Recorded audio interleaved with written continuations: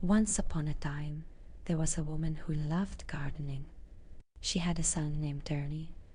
They didn't have much, but they had each other. One day, she was going to the market. Ernie, she asked, "What would you like from the market?"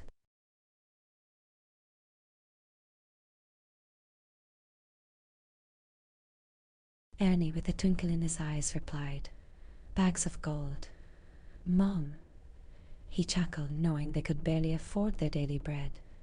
His mother laughed along, ruffling his hair. "Oh, you dreamer!